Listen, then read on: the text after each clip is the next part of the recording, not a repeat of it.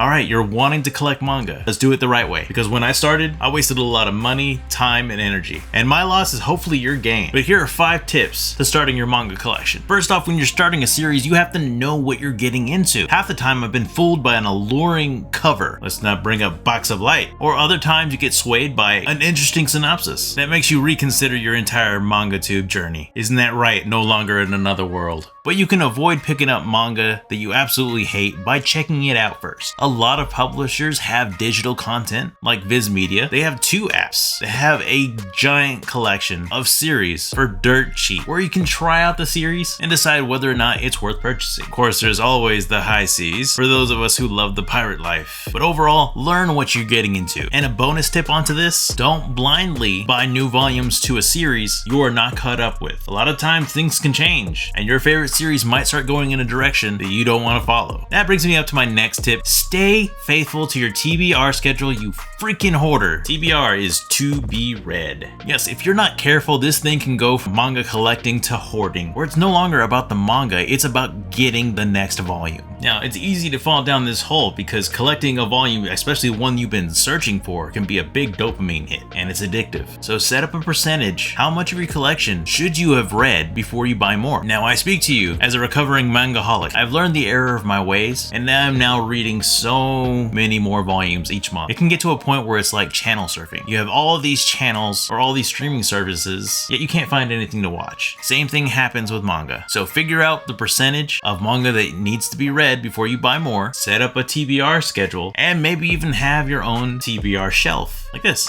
This way you're not blowing your entire budget every single month on manga. One of your greatest enemies is gonna be FOMO, fear of missing out. Now your favorite manga tuber has just got an awesome series. They're excited about it, you're loving the idea of it, you're loving the synopsis, but you can't find it anywhere. But after tireless months, you find it somewhere on eBay or some other site like it for an outrageous price. Fight that urge to buy that and wait. When you're collecting, you're gonna get to a point where you've collected so many manga and you've only read 10% of it. So when you see your favorite series out there, but for a scalp price, just wait. Reprints happen all the time. Do your research, and if a series is completely out of print and you have to have it, you might be subjected to paying those out of print prices. But if it's just out of stock, be patient and wait. There are plenty of other series that you can get. And this goes especially for box sets. There was a good 2 years maybe where I was hunting One Piece, and the cheapest one was $1,000. But after I waited, I was able to get all 4 box sets for a little over $100 each. But in the end, you save a lot of money and time by waiting. Now the next tip I have is more of a cost saving tip. Buy in bulk. Now I'm not sponsored by them currently, but I love Right Stuff, and their prices are the lowest I've seen. Mostly. Now, not only do you get a good percentage off, but you can also get great deals on pre-orders as well. And sometimes they can give you 5 to up to 15% off coupon codes. So for that $9.99 manga, you can probably get it for a little over $6. So if you're wanting to check out some of the new series and you've already done your homework on it, pre-ordering can save you tons, especially shopping at this site. Heck, I even got a great deal with The Promised Neverland. They sent me a 15% off coupon code, which at the very end went from about like $140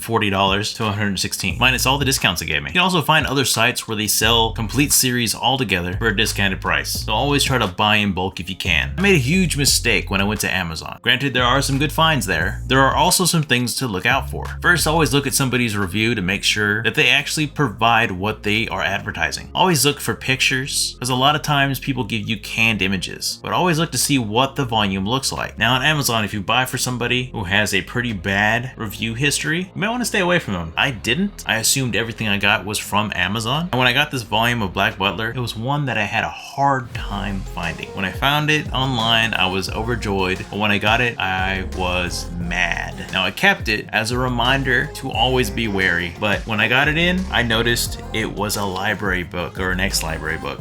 I took off a lot of the stickers that I could and used a little bit of Goo Gone, but there was no saving this. The pages were yellower than this. I shaved off as much as I could, and the thing stunk. It's not bad now, but I was pretty upset about this. So always be wary of who you're buying from. Also, if you want a brand new copy of Black Butler, I have one right here. There.